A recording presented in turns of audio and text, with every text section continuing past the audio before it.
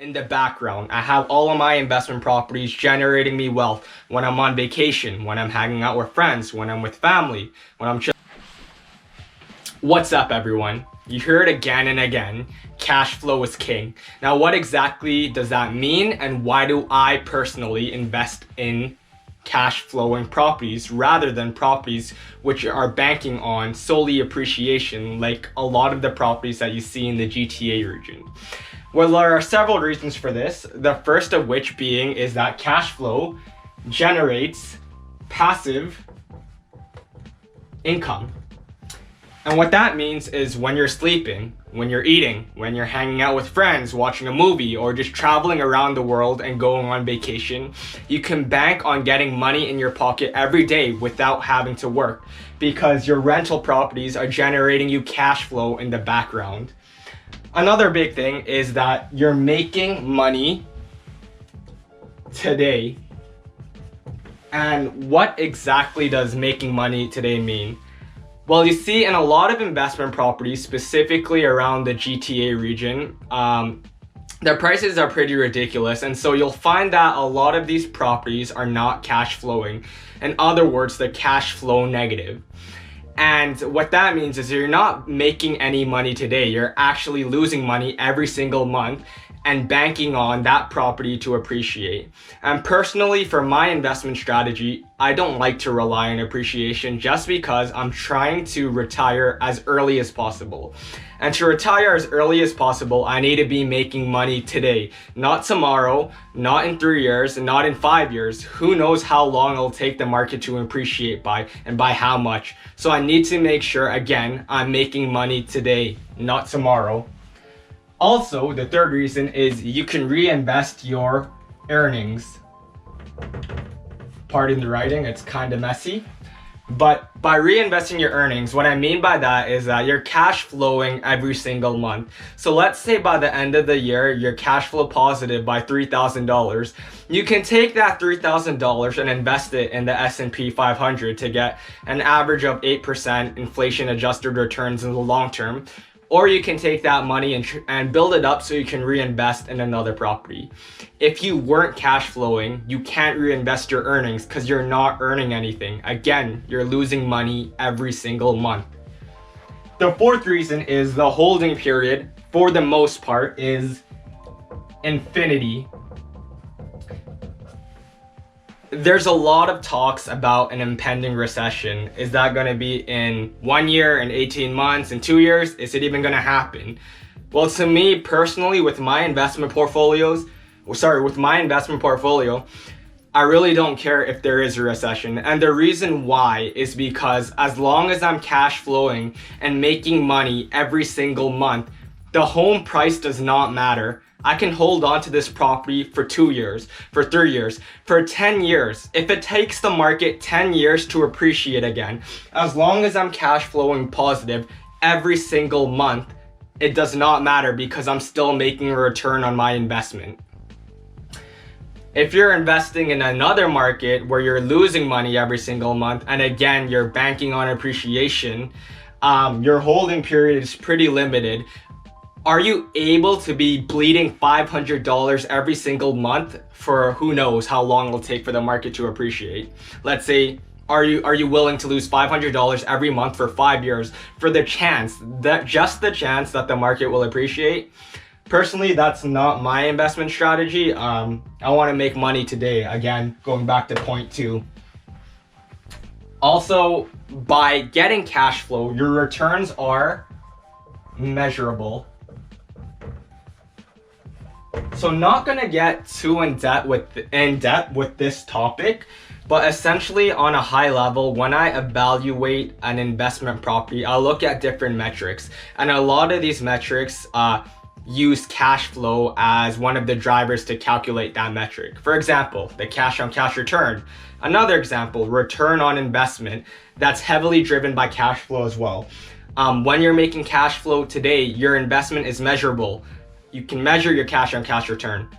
If you're not making any cash flow, then it's going to be a negative number. And for the most part, a lot of these investment metrics are a little bit more tougher to calculate.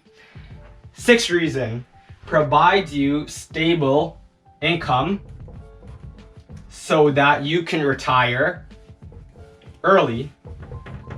And this is probably the most important reason to me. This channel, again, is all about my journey to achieve financial independence and financial freedom. And the way I'm going to do that is by generating enough income so that when I do retire or choose to leave for my job, I will be able to live comfortably because I'm still able to make money in the background. I have all of my investment properties generating me wealth when I'm on vacation, when I'm hanging out with friends, when I'm with family, when I'm chilling with my girlfriend. Money will be coming in the long term.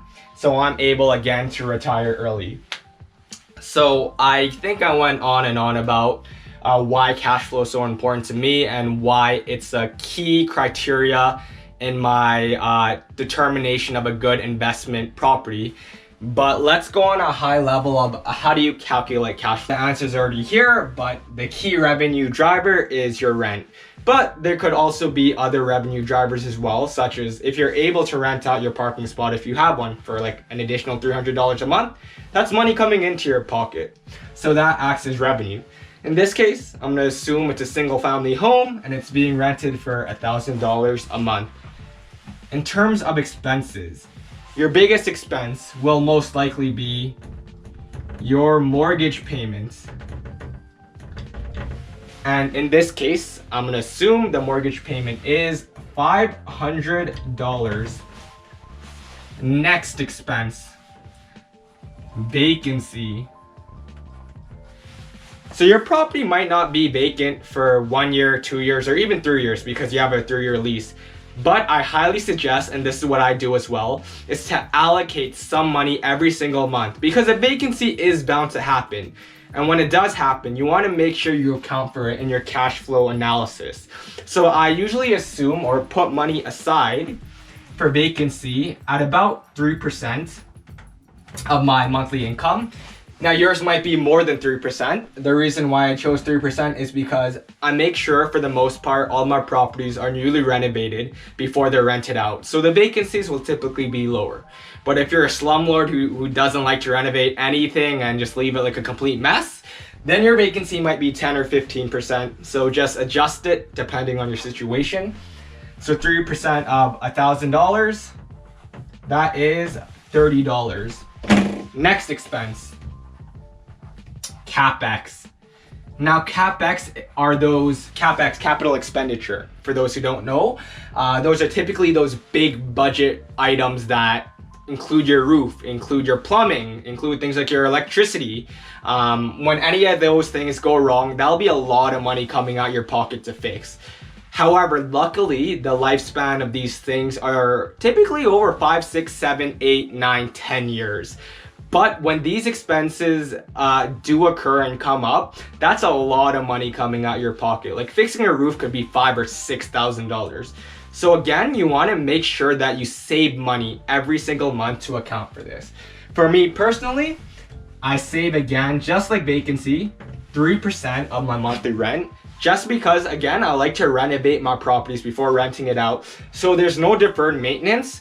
All of those expenses usually happen in the renovation phase of my properties. So it'll be a good while before these big ticket expenses come up again for me. 3%, $1,000. So that's $30. Another expense is your repairs. So things like everyday repairs. So if the tenant's faucet stops working, if there's a small tiny plumbing issue, if toilet clogs and someone needs to go in there like a handyman and fix it up, that's also going to be pretty costly as well. Again, I like to save 3% because my properties are going to be newly renovated. Yours might be a different number, so that's going to be $30. So these are the expenses so far. Another one is going to be your property manager. And this might not be an expense for everyone.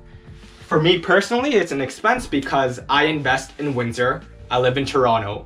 There's no way I'm gonna be heading down to Windsor on a weekday to deal with tenant issues. So I hire that out to my property manager to deal with all of the rent collection, to deal with all of the issues. And I pay the property manager about $60 a month, but for the most case, you'll find that property managers are about 8% of your rental income. So that's gonna be $80. Property tax. So property taxes you're going to be paying,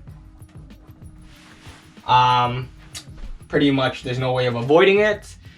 For this example, I'm gonna assume that the property tax per year is $1,200, and on a monthly basis that works out to about, well, it works out to $100. What else after property taxes? There is insurance. So you're going to be paying a monthly insurance on your property, of course, just in case there is a fire or something happens. You want to get insurance. And insurance, in this case, again, I'm going to assume that it is $100. Typically, insurance I found for the properties in Windsor that I currently own, it's not too expensive. All of them are less than $100 right now, but there you go, insurance $100. Toronto, I think Toronto condos, it might even be like $50, like much cheaper, because those properties are a bit newer. So insurance. And then if you own a condo,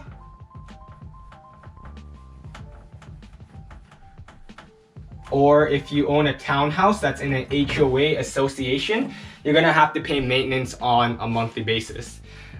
Maintenance in this case, I'm gonna put not applicable because we're dealing with a single family house in this scenario, and there's usually no maintenance or HOA. Well, there might be an HOA if you're in an HOA region, but this case not.